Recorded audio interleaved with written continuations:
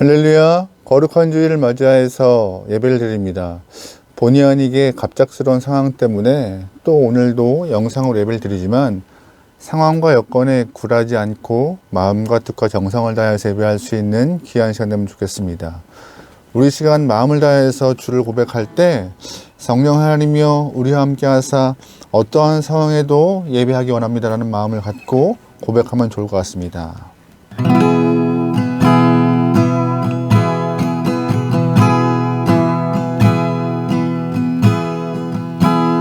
따스한 성령님 마음으로 보내 내 몸을 감싸며 주어지는 평안함 만족함을 느끼네. 따스한 성령님 따스한 성령님 마음으로 보내 내 몸을 감싸며 주어지는 평안함 만족함을 느끼네. 부르신 곳에서 나는 예배하네. 어떤 상황에도 나는 예배하네. 부르신 곳에서 나는 예배하네. 어떤 상황에도 나는 예배하네.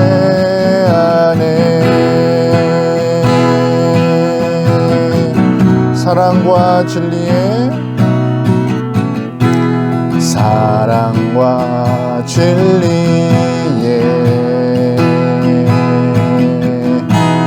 한 줄기 빛 보내 내 몸을 감싸며 주어지는 평안함 그 사랑을 느끼네. 부르신 곳에서 나는 예배하네. 어떤 상황에도 나는 예배하네. 부르신 곳에서 나는 예배하네. 어떤 상황에도 나는 예배. 부르신 곳에서 나는 예배하네. 어떤 상황에도 나는 예배하네. 부르신 곳에서 나는 예배하네. 어떤 상황에도 나는 예배하네. 내가 걸어갈 때 길이 되고 살아갈 때 삶이 되는 그곳에서 예배하네. 내가 걸어갈 때 길이 되고 살아갈 때 삶이 되는 그곳에서 예배하네. 부르신 곳에서 나는 예배하네. 어떤 상황에도 나는 예배하네. 부르신 곳에서 나는 예배하네. 어떤 상황에도 나는 예배. 부르신 곳에서 예배하네. 부르신 곳에서 나는 예배하네. 어떤 상황에도 나는 예배하네. 곳에서 나는 예배하네. 어떤 상황에도 나는 예배하네. 어떤 상황에도 나는 예배. 어떤 상황에도 나는 예배하네.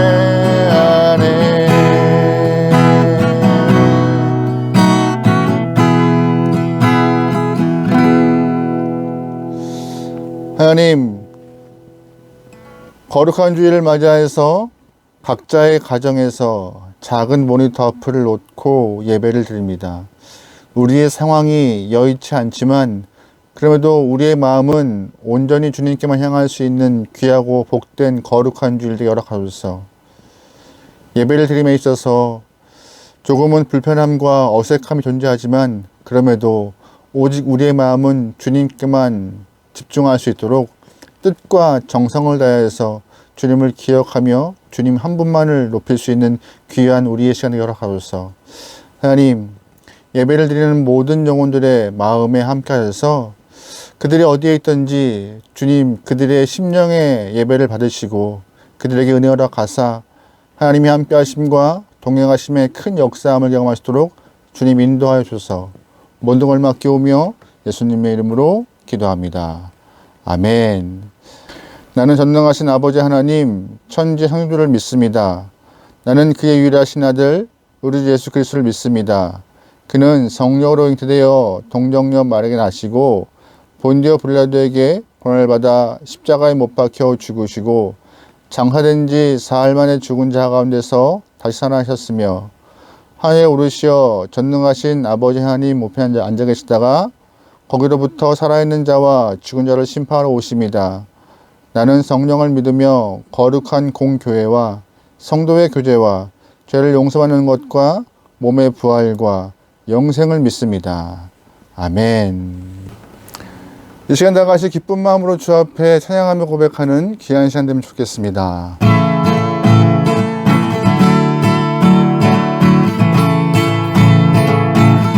하늘 위에 주님밖에, 하늘 위에 주님밖에 내가 사모할 자 이 세상에 없네. 내 맘과 힘을 믿을 수 없네. 오직 한 가지 그 진리를 믿네. 주는 나의 힘이요, 주는 나의 힘이요, 주는 나의 힘이요, 영원히 주를 의지하리. 영원히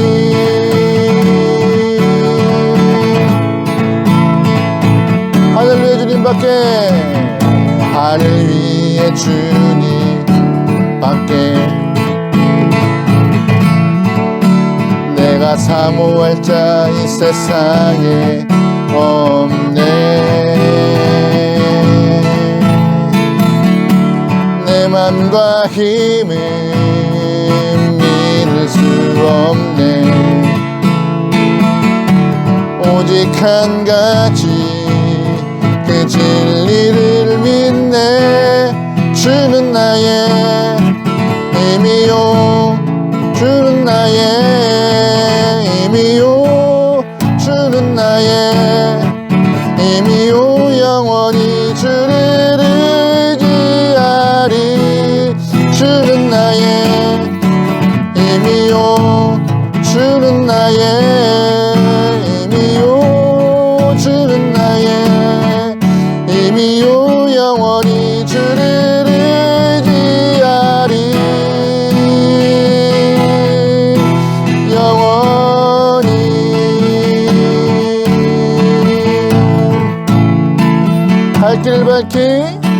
갈 길을 밝히 보이시니 주 앞에 빨리 나갑시다. 우리를 찾는 구주 예수 곧 오라시네. 죄악 벗은 우리 영혼은 기뻐 뛰며 주를 보겠네. 하늘에 계신 주 예수를 영원히 섬기리. 우리를 오라 하시는 말 기쁘게 듣고 순종하세. 구주를 믿기 지체 말고 속속히 나가세. 아멘.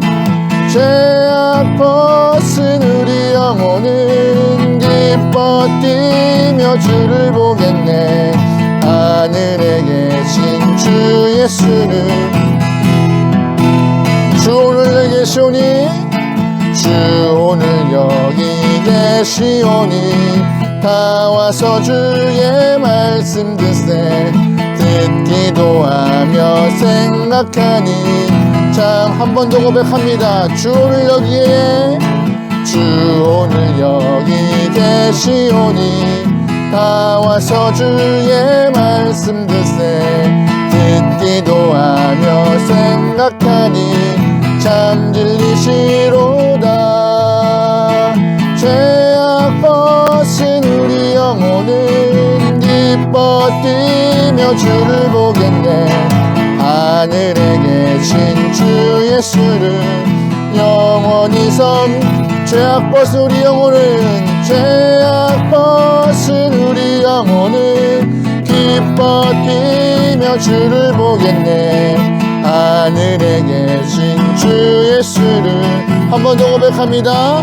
죄악 벗은 우리 영혼은 죄악 벗은 우리 영혼은 기뻐 뛰며 주를 보겠네. 하늘에 계신 주 예수를 영원히 섬기리. 할렐루야. 아멘. 우리의 삶에 하나님의 인도하심을 기억하며 주님과 함께 살아갈 수 있는 믿음의 길 되면 좋겠습니다. 하나님이 우리에게 원하시는 삶이 있으세요. 어떠한 삶이냐? 항상 하나님 안에 거하는 것. 주님 안에 거하여서 우리가 주님과 동행하는 삶을 원하시는데요. 저와 여러분과 또한 이 영상을 보고 있는 모든 여러분의 삶이 주님 안에 거하여서 하나님을 기쁘게 할 수 있는 귀한 영혼 되면 좋겠습니다. 우리 지금 다 같이 고백해 볼까요? 나의 안에 거하라. 나의 안에 거하라. 나는 내 하나님이니 모든 환난 가운데 너를 지키는 자라. 두려워하지 마라. 내가 널 도와주리니 놀라지 마라. 내 손 잡아주리라. 나의 안에 거하라.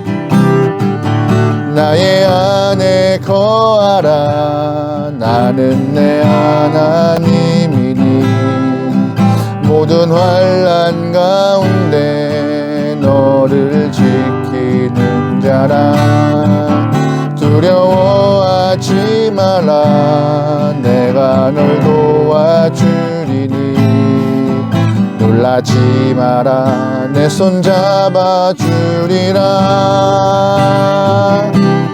내가 너를 지명하여 불렀나니 너는 내 것이라. 내 것이라. 너의 하나님이라. 내가 너를 보배롭고 존귀하게 여기노라. 너를 사랑하는 내 여호와라. 나의 안에 거하라. 나의 안에 거하라. 나는 내 하나님이니 모든 환난 가운데 너를 지키는 자라. 두려워하지 말라. 내가 널 도와주리니 하지 마라. 내 손 잡아주리라. 내가 너를 지명하여 불렀나니 너는 내 것이라. 내 것이라. 너의 하나님이라. 내가 너를 보배롭고 존귀하게 여기노라. 너를 사랑하는 내 여호와라. 내가 너를 지명하여 불렀나니 너는 내 것이라. 내 것이라. 너의 하나님이라. 내가 너를 보배롭고 존귀하게 여기노라. 너를 사랑하는 내 여. 한 번 더 고백합니다. 내가 너를 지명하여 불렀나니 너는 내 것이라. 내 것이라. 내 것이라. 너의 하나님이라. 내가 너를 보배롭고 존귀하게 여기노라. 너를 사랑하는 내 여호와라. 내가 너를 지명하여 불렀나니 너는 내 것이라. 내 것이라. 너의 하나님이라. 내가 너를 보배롭고 존귀하게 여기노라. 너를 사랑하는 내 여호와라.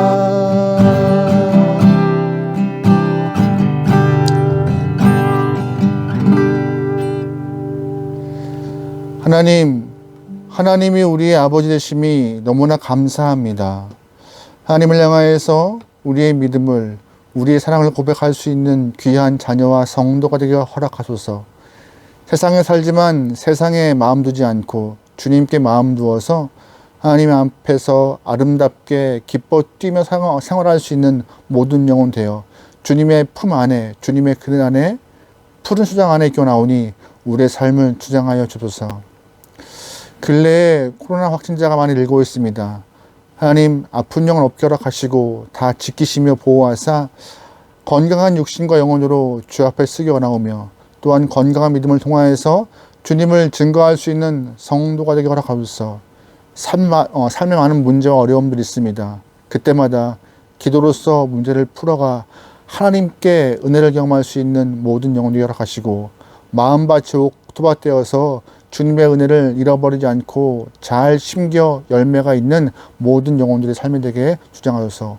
모든 걸 맡기오며 예수님의 이름으로 기도합니다. 아멘. 교회 소식을 전해드리겠습니다. 여러분이 양해해 주셔서 주중에 여름 휴가를 잘 갔다 왔습니다. 감사드리고요. 수요일부터 저희 교회 예배가 정상적으로 진행됩니다.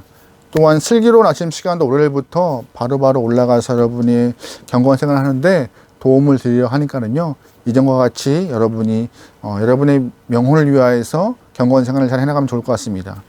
또한 요 근래에 코로나 확진자가 증가하고 있어요. 그러다 보니 교회에서 이렇게 중식을 하는 것이 조금 염려스러워서 당분간은 중식을 하지 않겠습니다. 중식을 하지 않으면 또 저희가 오후 예배를 드리기 어렵잖아요. 마찬가지로 오후 예배 또한 조금 다시금 이전과 같이 회복되기 전까지는 조금 잠정적으로 보류하여서 안타깝지만 다음 기회에 이렇게 새신자반 성역 공부를 이어가도록 하겠습니다. 여러분 계속 나라와 민족을 위하여서 기도해 주시고 여러분의 건강을 위하여서 노력하시고 애쓰시면 좋을 것 같습니다. 말씀 보시겠습니다. 말씀은 히브리서입니다. 히브리서 3장 1절부터 6절 말씀이고요. 신약 355페이지에 있는 히브리서 3장 1절부터 6절까지 말씀입니다. 찾으신 줄 알고 교독합니다. 그러므로 함께 하늘의 부르심을 받은 거룩한 형제들아, 우리가 믿는 도리의 사도이시며 대제사장이신 예수를 깊이 생각하라. 그는 자기를 세우신 이에게 신실하시기를 모세가 하나님의 온 집에서 한 것 같이 하셨으니, 그는 모세보다 더욱 영광을 받을 만한 것이 마치 집 지은 자가 그 집보다 더욱 존귀함 같으리라. 집마다 지은 이가 있으니 만물을 지으신 이는 하나님이시라. 또한 모세는 장래에 말한 것을 증언하기 위하여 하나님의 온 집에서 종으로서 신실하였고, 그리스도는 하나님의 집을 맡은 아들로서 그와 같이 하였으니, 우리가 소망의 확신과 자랑을 끝까지 굳게 잡고 있으면 우리는 그의 집이라. 아멘. 방금 읽은 말씀을 통하여서 예수님을 깊이 생각하십시오라는 제목으로 여러분과 함께 주일 은혜로운 시간의 말씀을 갖겠습니다. 지난주 말씀을 기억하시는 분들이 계실 것 같습니다. 우리가 처음 이 히브리서를 공부할 때요, 히브리서가 기록할 당시의 배경을 좀 말씀해 드렸어요. 히브리서가 기록될 당시에는 많은 신앙인들이 외부적으로 박해를 경험하고 있었습니다. 유대교가 아니라 기독교의 신앙을, 예수 그리스도를 믿는 믿음을 갖는 순간부터 유대교인들이 기독교인들을 향하여 박해가 있었는데요. 외부적으로는 그런 박해가 심화해서 숨어서 믿음 생활을 할 수 있는, 하고 싶어 하는 그런 영혼들이 많이 발생했고, 또한 내부적으로는요, 그런 박해를 못 이겨서 이전에 유대교로 돌아가려 하는 사람들의 모습을 동시에 보고 있었습니다. 그러니까 그 당시의 신앙인들은요, 밖으로는 박해를, 안으로는 또한 믿음의 이탈을 하는 사람들을 보아야 하기 때문에 심적으로는 많이 무겁고 힘든 상황들을 경험하고 있던 현실이었어요. 그런데 히브리서는 그런 안과 밖에서 힘든 시기를 경험하고 있는 성도들에게 배교의 이유가, 믿음을 저버리고 신앙을 저버리는 이유가 박해 있지 않고 너희가 예수님을 잘 몰라서 구원을 홀대히 여겨서 믿음을 버린다라고 꼬집고 있는 본문이 히브리서입니다. 그래서 우리에게 왜 믿음을 끝까지 지키지 못하는가라고 무섭게 질문하는 것이 히브리서의 이야기입니다. 히브리서의 기자는 말하고 있습니다. 믿음을 저버리고 신앙을 버리는 이유가 외부에서 있는 무서운 박해가 아니라 우리가 예수님을 제대로 알지 못하기 때문에 우리가 믿음을 놔버리는 것이고, 반대로 예수님을 제대로 알고 있다면은, 온전히 예수님을 믿고 있다면은, 구원을 귀하게 여기고 있다면은 우리가 믿음의 이탈을 넘어서 건강한 믿음과 굳건한 신앙으로 주 앞에 설 수 있다고 히브리서 기자가 말하고 있는 것입니다. 오늘 이 히브리서 기자들의 이야기가 오늘 우리 신앙에 도전을 주고 있는 이야기가 똑같습니다. 우리에게도 예수님이 누구신지 제대로 알고 있다면은, 우리가 구원을 소홀하게 여기지 않고 있다면은 우리의 믿음이, 우리의 신앙이 건강하게 설 수 있다고요. 영상을 보시고 있는 모든 영혼들의 삶이, 믿음이 건강함을 위하여서 예수님을 깊이 생각하고 예수님을 사랑하고 구원을 중하게 여길 수 있는 귀한 성도가 되길 소망합니다. 아멘. 여러분 혹시 안고 없는 찐빵, 또한 오아시스 없는 사막, 김 빠진 콜라, 이런 얘기 좀 들어보신 적 있으세요? 이런 이야기들의 공통적인 내용은 핵심이 빠지면 안 된다는 이야기입니다. 안고 없는 찐빵 맛 없습니다. 또한 오아시스 없는 사막 생각해도 싫습니다. 게다가 김 빠진 콜라 먹고 싶지 않아요. 이렇게 모든 것들은 이 중심적이고 핵심적이고 본질적인 것이 있다고 하는 얘기인데, 이 이야기를 생각하면서 우리는 삶에서 이 핵심을 놓치지 않기 위해서 많이 애를 쓰죠. 신앙생활도 마찬가지입니다. 신앙생활도 이 핵심과 본질을 부여잡고 살아가야 하는데, 안타깝게도 아이러니하게도 신앙생활에서 이 진짜 중요한 핵심을 놔버린 채 믿음 생활을 하고 있는 이런 사람들이 많이 있음을 우리는 이러한 불편한 진실을 다 알고 있습니다. 다시 말해서 중요한 것, 본질을 놔버리고 비본질적인 것에 목숨을 걸고 신앙생활을 하고 있는 영혼들이 많다는 것이죠. 이렇게 비본질적인 것에 목숨 걸고 있는 영혼들이 많다는 것은요, 나중에 예수님이 심판날 오셔서 내가 너를 도무지 알지 못한다라고 말을 들을 수밖에 없는 영혼들이 많을 것이며, 그런 일을 경험할 때 정말 당혹스럽고 절망적인 상황이 발생할 수밖에 없는 현실이 우리 삶에 있음을 우리 기억하면서 우리는 우리의 믿음과 우리의 자세와 우리의 신앙이 본질을 추구할 수 있는 귀한 영혼 되면 좋을 것 같습니다. 그렇다면 기독교의 본질, 핵심 무엇일까요? 다른 것이 아닙니다. 바로 예수님입니다. 기독교의 핵심과 본질은 예수님이며 그 예수님과의 관계가 정말 중요한 것이에요. 그래서 우리가 신앙생활을 한다라는 이 이야기를 좀 다른 말로 좀 여러 가지 표현할 수 있습니다. 예를 들어서 뭐 주일 예배 빠지지 않고 예배를 참석한다, 이 이야기를 통하여서 내 신앙생활을 말할 수도 있고요. 또한 내가 교회에서 직분을 맡아서 열심히 봉사한다라는 표현을 통하여서 내 신앙의 모습을 증거할 수도 있고요. 또한 나는 전도한다, 헌금 생활한다라는 말을 통하여서 내 신앙을 말할 수 있습니다. 하지만 주일 예배니 직분이니 뭐 전도니 헌금이니 다 중요하지만 이 중요하다고 말하는 것들이 본질이 아니라는 것입니다. 다시 말해서 신앙의 기독교의 본질은 헌금이, 직분이, 전도가 아니라 바로 예수 그리스도 그분과의 관계가 신앙의 핵심이고 본질임을 꼭 기억해야 합니다. 성결교와 감리교의 시작이 되었던 존 웨슬리 목사님이 기독교 신앙에 대해서 이렇게 말하고 있습니다. 기독교 신앙은 외형적으로 드러나는 것이 아니라 하나의 분명한 내적 원리, 즉 그리스도 안에 있었던 그 마음을 품는 것, 다른 말로 하나님의 형상을 본받아 의와 성화 안에서 영화를 갱신하는 것이다라고 말씀하셨습니다. 무슨 말이에요? 기독교 신앙의 핵심은 다름이 아니라 내가 예수님을 만나서 신앙을 품고 믿음 안에서 내 영혼이 변화가 되어서 주님을 닮아가기 위한 삶을 살아가는 것, 이것이 신앙의 핵심이라고.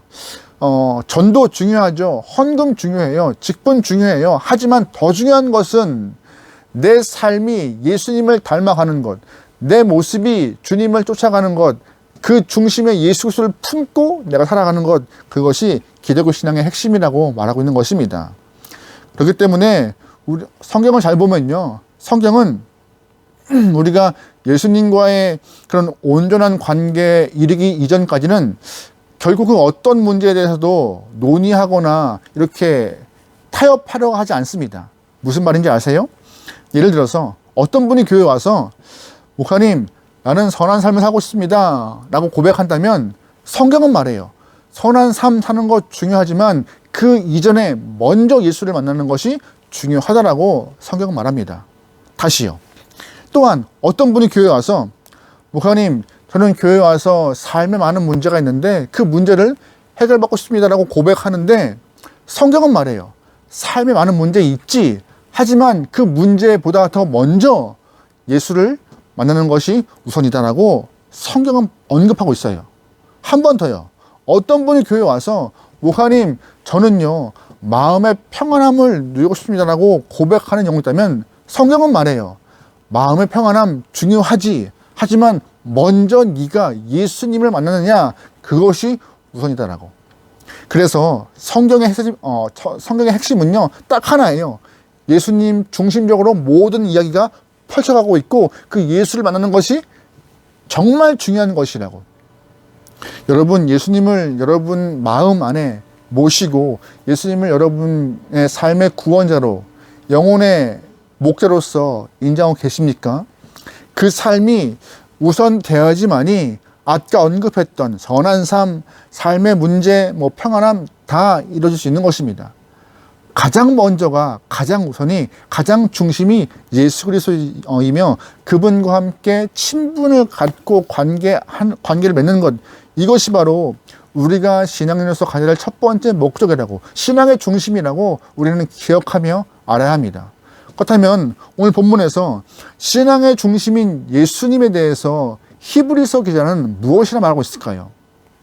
이 당시 많은 사람들은 외부적으로는 유대교의 박해 때문에 힘들어하고 있으며, 또한 내부적으로는 이렇게 배교의 모습을, 믿음을 이탈하려는 영혼들이 많은 상황 가운데 믿음을 지켜야 한다, 그 예수를 믿어야 한다라고 말하면서 오늘 본문을 통해서 그 예수가 누군지 알아? 라고 설명하고 있어요. 오늘 본문은 바로 그 예수가 누군지 설명하고 있는데, 첫 번째 예수가 누구라 말해요? 바로 신앙의 사도이며 대제사장이라고 말하고 있습니다. 1절 말씀이에요. 그러므로 함께 하늘의 부르심을 받은 거룩한 형제들아, 우리가 믿는 도리의 사도이시며 대제사장이신 예수를 깊이 생각하라. 아멘. 히브리서 기자는 오늘 본문 1절을 통하여서 예수님을 우리가 믿는 도리의 사도라고, 또한 예수님을 대제사장이라고 소개하고 있습니다. 그리고 성도가 가져야 될 자세가 어떤 거라고요? 바로 깊이 예수님을 생각하라고 강하게 권고하고 있습니다. 여러분, 사도가 뭔지 아시죠? 사도라 함은 기독교 역사에서 굉장한 영적 권위를 가진 큰 리더들입니다. 예수님과 함께 생활했던 그 12명을 사도라 하는데, 그만큼 큰 권위를 가진 사람이며 사명을 부여받은 사람을 사도라 말하고 있어요. 그러면 반대로 오늘 본문에서 언급하고 있는 대제사장은 누구예요? 유대교에서 가장 높은 권위를 갖고 있는 존재입니다. 다시 말해서 오늘 본문 1절을 보면은요, 유대교와 기독교 안에서 가장 높은 권위, 즉 사도와 대제사장 둘 다 예수님에게 비유하고 있습니다. 근데 참 의외인 것은 예수님을 본문에서 사도라고 말하고 있는 것이에요. 성경 어디에서도 예수님을 사도라 빗대어서 표현한 것이 없는데, 오늘 그렇다면 왜 본문에서 예수님을 사도라 말하고 있을까요? 사도가 뭔지 아세요? 사도라 함은 부르심을 받은 자, 즉 어떤 임무를 받고 보냄을 받은 자를 말하고 있는 것입니다. 사명이 있는 거예요. 목적이 있는 거예요. 그 영혼에게 임무가 있는 거예요. 다시 말해서 예수님은 사도로서 이 땅에 오셨다는 것은 하나님이 예수님에게 그 목적과 임무와 이 땅에 올 뜻이 존재하였다고 오늘 본문을 말하고 있는 것입니다. 그렇다면 예수님의 사명과 목적과 임무가 무엇일까요? 마태복음 1장 보면은요, 동정녀 마리아가 예수님을 성령으로 잉태하였을 때 하나님의 사자가 아버지 요셉에게 꿈으로 이렇게 한 적이 있어요. 마태복음 1장 20절 말씀입니다. 아들을 낳으리니 이름을 예수라 하라. 이는 그가 자기 백성을 그들의 죄에서 구원할 자심이니라 하니라. 아멘. 무슨 뜻이에요? 하나님은 마리아와 요셉을 통하여서 예수를 품겨락 하시고 그 예수를 낳겨락 하시는데, 예수님이 이 땅에 오신 이유가 뭐예요? 자기의 백성들을 죄에서 구원하고자 잉태하게 했고, 그를 낳아서 이 땅에서 살게 했다고. 다시 말해서 모든 영혼의 구원자로 예수를 보냈다고 오늘 본문은 말하고 있는 것입니다. 바로 그 예수님이 사도의 임명을 받아서, 명분을 받고 임무를 받아서 이 땅에 온 분이라고. 그렇다면 오늘 본문에서 한 번 더 말을 하고 있어요. 사도의 명분이 무엇인가? 디모데 전서의 말씀을 통하여서 예수님이 이 땅에 오신 그 임무와 명분과 뜻이 무엇인지 한 번 더 알 수 있는데요. 디모데 전서 2장 말씀이에요. 하나님은 모든 사람이 구원을 받으며 진리를 아는 데 이르기를 원하시니이다. 아멘.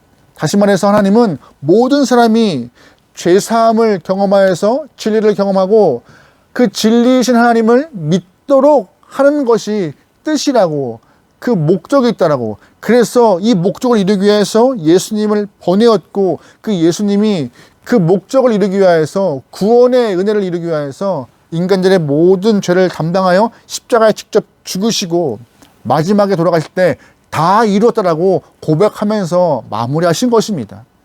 예수님의 사명은 딱 하나였어요. 모든 영혼의 구원, 참 진리를 알게 하기 위해서 이 땅에 오신 것입니다. 게다가 오늘 본문 1절 말씀은 히브리서의 기자는 예수님을 대제사장이라고 말하고 있습니다. 사도는 하나님의 일을 우리에게 펼치는 사람이에요. 그러면 대제사장은 누구예요? 반대로 우리의 일을 하나님께 고하는 영혼입니다.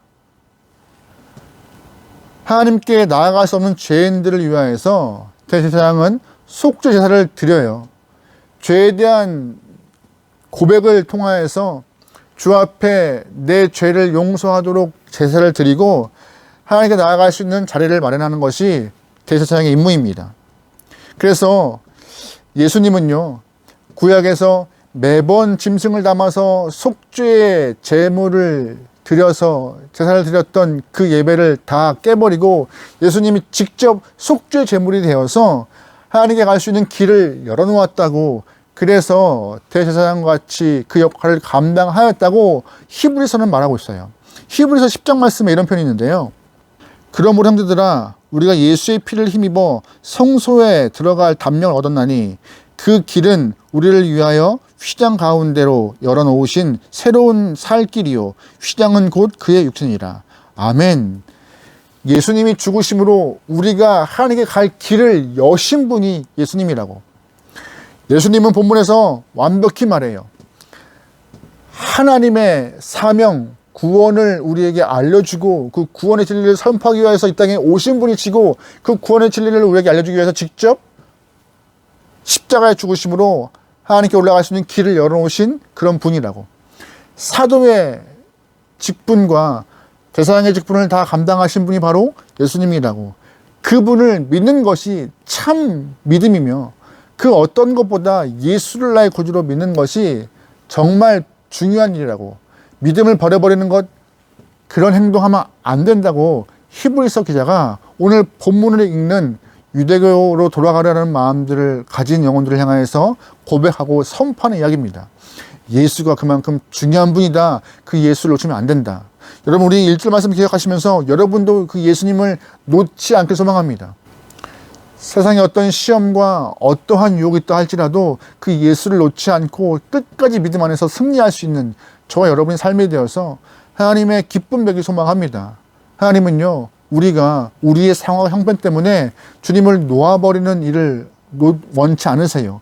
끝까지 믿음 안에서 승리하여 구원의 열매를 맺고 하나님께 영광 돌릴 수 있는 신앙의 길을 뚜벅뚜벅 걷는 영혼 되기 원합니다. 그걸 우리에게 원하시는데요, 그 모습을 잘 이뤄내어서 하나님께 영광 돌릴 수 있는 저와 여러분들은 좋겠습니다. 두 번째로 본문에서는요, 히브리 기자가 신앙의 핵심은 예수님을 뭐라고 표현하고 있냐? 모세보다 훨씬 우월한 존재라고 말하고 있습니다. 누구보다요? 모세보다요. 3장은요, 히브리 기자가 모세와 예수님을 비교하는데 왜 하필이면 히브리서의 기자가 왜 모세와 하나님을 비교할까요? 그 이유는요, 이 히브리서를 읽는 독자들이 바로 예수님을 등져버리고 유대교로 이스라엘의 옛 신앙 유대교로 돌아가려는 사람이기 때문에 예수님을 더 높이 평가하고 위대한 분이라고 알려주고 싶어서 모세와 비교하고 있는 것입니다. 당시 모세는요, 이스라엘의 영웅이었어요. 굉장히 존경받을 만한 민족 영웅이었습니다. 모세는 하나님이 보내신 리더였고, 또한 그를 통하여서 애굽에서 종되었던 조상들이 탈출하여 가나안 땅에 정착할 수 있는 길을 열었던 중요한 영웅이었습니다. 그뿐인가요? 하나님 허락하신 율법을 직접 받아서 이스라엘 사람들에게 선포한 영혼이었고, 또한 유일하게 하나님과 대면한 인물이었습니다. 유대인들에게, 이스라엘 사람들에게 모세는요, 구원의 중재자로서 아주 큰 역할을 했던 높이 평가받을 만한 인물이라고 이스라엘 사람들은 그렇게 자명하는 인물이에요. 2절 말씀에 이런 표현이 있습니다. 그는 자기를 세우신 이에게 신실하시기를 모세가 하나님의 온 집에서 한 것과 같이 하시느니라. 2절 말씀에 하나님의 온 집이 바로 이스라엘을 뜻하고 있습니다. 이스라엘 온 전체를 말하고 있는데, 모세는 하나님이 세우심 받고 이스라엘 온 자손들을 향하여서 구원의 메시지를 선포했고 종되었던 것들을 이끌어내어서 가나안 땅으로 이끌어 갔습니다. 40년 동안의 광야 생활 가운데 이스라엘 사람들은 그들의 삶에서 예수님을 자꾸 분노케 하였고 우상의 죄를 범하여서 주님을 등지는 일을 자행했지만, 그때마다 모세는 목숨 걸고 기도하여 그들을 살려낸 그들의 구원자였습니다. 중요한 것은 하나님은 모세를 통하여서 신실하게 이스라엘 사람들을 이끌어갔고 그 신실한 모세를 통하여서 많은 이스라엘 사람들이 가나안 앞까지 가서 하나님의 인도하심 직접 경험하는 일을 인도했던 사람이 모세였죠. 모세는 모세 당시의 이스라엘 사람뿐만 아니라 후대까지 존경받을 만한 합당한 인물이었습니다. 그런데 오늘 본문에서 예수님은 그런 모세보다 훨씬 중하며 온 이스라엘 사람 안에서 정말 너희가 믿음을 놓지 말아야 될 중요한 존재라고 거듭 강조하고 있습니다. 왜요? 빌립보서 말씀을 빌려서 예수님의 근본이 바로 하나님과 본체가 되셨고 그는 자기를 비워서 우리와 함께하고자 종의 모습인 인간의 모습을 품고 우리 안에 들어오신 분이라고. 게다가 하나님의 뜻을 이루기 위하여서 죽음으로 복종하여 하나님의 구원을 완성하신 분이라고 말씀하고 있는 것이 예수의 위대한 이유라고 말하고 있는 것입니다. 모세는요, 이스라엘 자손을 애굽에서 구원하여 가나안으로 이끌었지만 예수님은 이스라엘뿐만 아니라 온 인류를 죄의 상태에서 죽음의 상태에서 건져내어 해방시키시는 분이라고, 더 위대한 분이라고 계속하여서 히브리서는 언급하고 있습니다. 그 예수가 우리가 진짜 믿어야 할 분이며 그 예수를 향하여서 믿음의 고백을 하는 것이 우리 성도와 신앙에게 정말 필요한 분이라고요. 그뿐인가요? 오늘 본문은요, 예수님과 모세와의 관계를 집 지은 분과 집과의 관계를 표현하고 있어요. 3절과 4절 말씀입니다. 그는 모세보다 더욱 영광을 받을 만한 것이 마치 집 지은 자가 그 집보다 더욱 존귀함 같으니라. 집마다 지은 이가 있으니 만물을 지으신 이는 하나님이시라. 아멘. 무슨 말이에요? 집 지은 이가 집보다 더 중하고 귀한 거잖아요. 마찬가지예요. 하나님의 아들이신 예수가 집 지은이, 즉 창조주가 되어서 더 귀하신 분이라고, 위대하신 분이라고. 그래서 모세와 비교할 수 없을 만큼 큰 분이기에 너희가 믿음을 저버리고 이전의 신앙인 유대교로 돌아가는 것 어리석고 바보 같은 짓이다. 하나님은 이 아들을 통하여서 우리에게 창조주의 모습을 보이셨고 그로 인하여 구원을 완성했는데 왜 예수를 등지하느냐? 예수를 붙잡아야 한다라고 계속 말하고 있습니다. 여러분과 제 삶에 예수를 놔버리지 않게 소망합니다. 그 예수님을 어떤 분과도 비교하여서 같다는 등식을 만들지 않게 소망합니다. 아니, 예수님보다 더 위에 놓지 않게 소망합니다. 언제나 예수님이 가장 위에 있으며 1등이며 그 누구와도 비교할 수 없는 우리의 구원자이시며 목자이시며 우리의 방패이시며 우리의 산성이심을 여러분 믿음으로 고백할 수 있는 귀한 영혼, 흔들림 없이 여러분이 주 안에서 하나님과 함께 생활할 수 있는 그 근본이 예수를 통하여 이루어지기를 소망합니다. 할렐루야, 아멘. 그런데 중요한 것은 이 히브리 기자가 말하고 있어요. 예수님이 누구라고요? 바로 신앙의 사도이며 대제사장이시며 모세와 비교할 수 없을 만큼 큰 분인데, 그러면 성도는 그 예수를 향하여서 어떠한 자세를 취해야 하느냐? 세 번째, 바로 예수님을 깊이 생각하라라고 한 번 더 강조하고 있습니다. 1절 말씀입니다. 그러므로 함께 부르심을 받은 거룩한 형제들아, 우리가 믿는 도리의 사도이시며 대제사장이신 예수님을 깊이 생각하라. 아멘. 무슨 말이에요? 하늘의 부르심을 받은 거룩한 형제들, 즉 하나님의 선택받은 자라고 말하고 있는 것이에요. 하나님은 우리의 성품과 우리의 능력과 우리가 갖고 있는 어떠한 것을 통하여서 우리를 부르신 것이 아니에요. 우리를 그냥 선택하여서 불렀고 그 선택한 영혼들이 예수님을 향하여서 사도의 임명을 받은 예수님을 믿고 따름을 통하여서 구원 얻는 것인데, 중요한 것은 어떠한 모습이요? 그를 깊이 생각하여서 주님과 내 마음을 같이 연결시켜 관계 안에 신앙을 가지라고 권고하고 있는 것입니다. 본문에서 말하고 있는 것은, 우리가 주목할 것은 바로 깊이 생각하는 것입니다. 이 깊이 생각하는 것은 헬라어로 카타노에 타타라는 말인데요. 다시 말해서 생각을 고정시키다는 뜻이에요. 생각을 고정시키다. 성경은 우리에게 예수님을 향하여서 우리의 마음과 생각이 자꾸 다른 것에 빼앗기지 않고 고정되어서 우리의 생각과 믿음이 빠지거나 흔들리지 않고 항상 그 위치에서 유지하도록 강력하게 권고하고 있죠. 하지만 세상에 온갖 유혹이 있기 때문에 우리의 시선과 생각을 빼앗기에 너무나 쉽습니다. 그래서 이 우리가 생각을 고정시키고 깊이 생각을 하려면요, 우리가 결단하고 노력하고 땀 흘리는 그런 애씀이 필요해요. 그렇지 않으면요, 금방 우리의 시선이 빼앗겨 버리고 우리가 이렇게 꽂아놓았던 우리의 믿음과 마음을 빼앗겨서 다른 데로 우리 생각이 꽂힐 수가 있는 가능성이 농후합니다. 그래서 조금 더 방심하지 말고 언제나 주님을 향한 우리의 마음을, 믿음을 형성하기 위해서 땀 흘리고 애쓰는 저와 여러분이 좋을 것 같아요. 어느 글에서 보니까는요, 개성시 북쪽 16km 지점에 천마산이라는 그런 산이 있는데 그 산 아래에는 박연폭포라고 있다고 합니다. 박연폭포요. 이 폭포로가 너무나 저정이어서 많은 사람들이 이 폭포를 향해 가려 하지만 쉽게 갈 수가 없대요. 왜냐하면은 이 폭포까지 가는 길에 이렇게 절벽이 있는데 그 절벽을 뛰어넘어야지 폭포까지 올라갈 수 있는 길이 있다고 합니다. 그런데 보면은요, 이 폭포까지 가는 이 절벽의 길이가 1m밖에 안 되는 짧은 거리래요. 평지에서는 1m는 그냥 폴짝 뛰어넘을 수 있는 짧은 거리인데 이 박연폭포까지 가는 1m의 절벽은요, 낭떠러지가 보이는 곳이기 때문에 누구도 쉽게 뛰어넘을 수 없는 그런 거리라고 합니다. 그래서 낭떠러지를 보지 말고 앞을 보면서 뛰어넘는 사람이 박연폭포까지 올라가서 아름다운 절경과 그 자연 환경을 누릴 수 있다라고 말하는 있는 것이죠. 그래서 이 1m 거리의 절벽을 결단의 바위라고 별명이 붙어 있대요.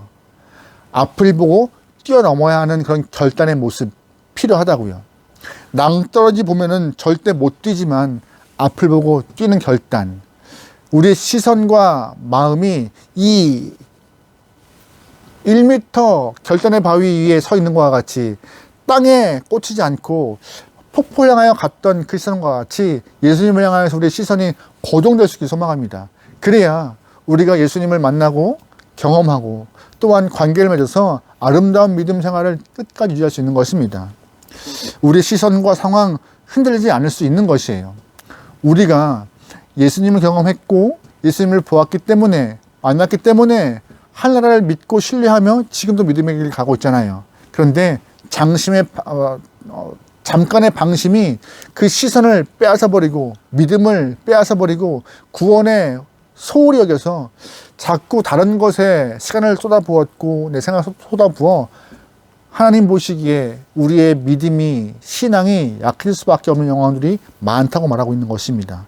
그러기에 여러분, 그 어떤 것보다 우리의 마음과 시선이 주님께만 집중하여서 예수님을 깊이 생각하고 믿음이 건강한 모습을 통하여서 구원을 끝까지 유지할 수 있고 누릴 수 있는 저와 여러분들은 좋을 것 같습니다. 여러분, 이 세상에서 가장 무섭고 비극적인 일이 뭔지 아세요?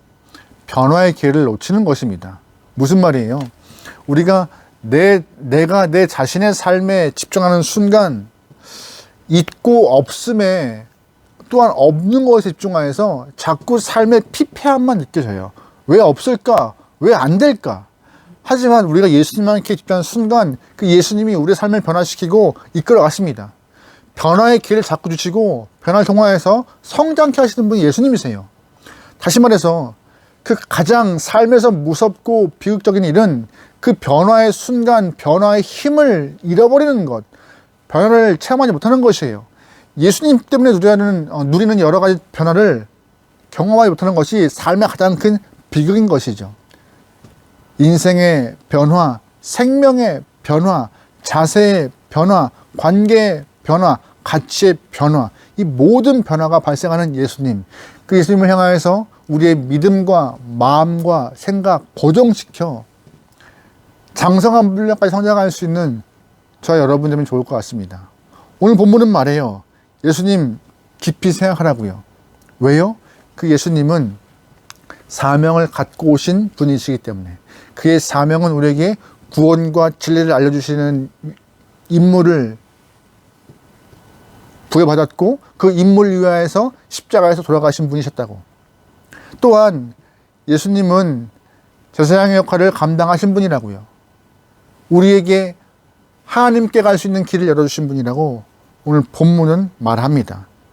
또한 그 예수님을 향하여서 모세와 비교할 수 없을 만큼, 그 누구와도 비교할 수 없을 만큼 위대한 분이 예수님이라고. 그래서 신앙인들이 예수님께 우리의 생각과 마음을 고정시켜 살아가는 것이 정말 필요한 것이라고. 세상의 유혹과 박해가 심할지라도 그 마음 변치 않고 끝까지 갖고 가는 것이 성도에게 필요한 것이라고 오늘 본문은 말합니다.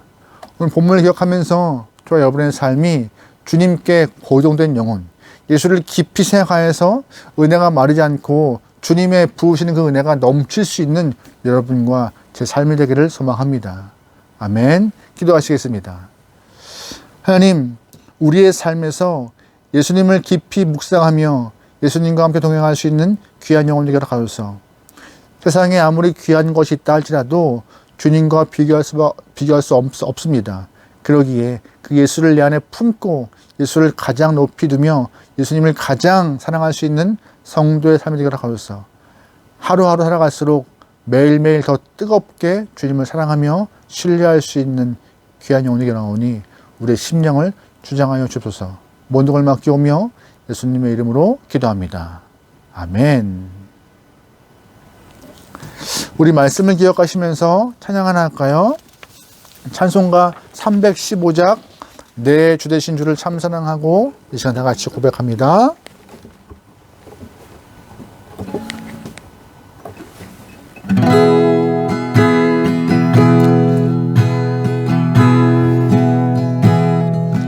내 주 되신 주를 참 사랑하고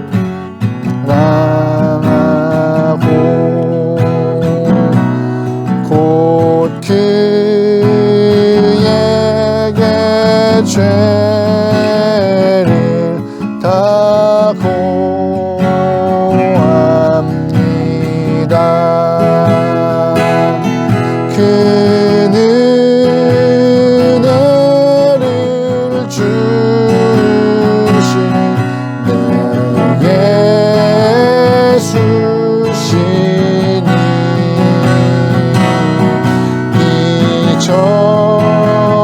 이전보다 더욱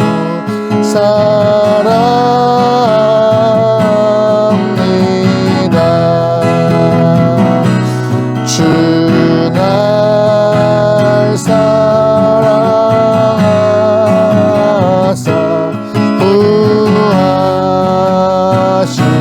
구하시려고 저 십자가 고난 당하셨도다. 그 가시관 쓰신 내 주 배우니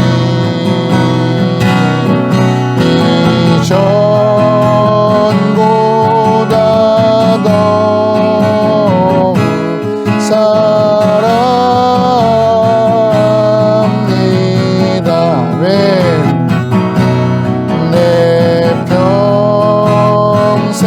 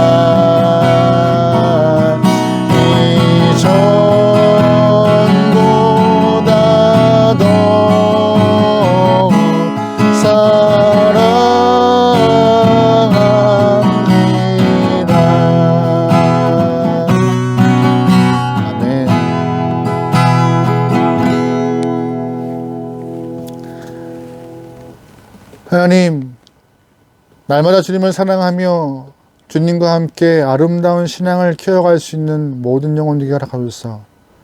삶에서 세상의 많은 유혹을 경험할지라도 흔들리지 않고 내 생각, 내 마음 주 앞에 고정시켜서 더욱더 풍성한 은혜 가운데 장성한 분량을 성장할 수 있는 영혼 되어 하나님의 기쁨 되게 나오니 우리의 삶을 주장하여 주시옵소서. 이제는 우리 예수 그리스도의 은혜와 하나님의 사랑하심과 성령의 감화감동 인도하심이 내 삶의 모든 관점과 관심을 주님께 집중하여서 주님과 함께 영원히 살고자 하는 모든 영혼들 머리 위에, 그들의 가정과 일터와 나라 민족 위에 이제로부터 영원토록 함께이를 간절히 축원하옵나이다. 아멘.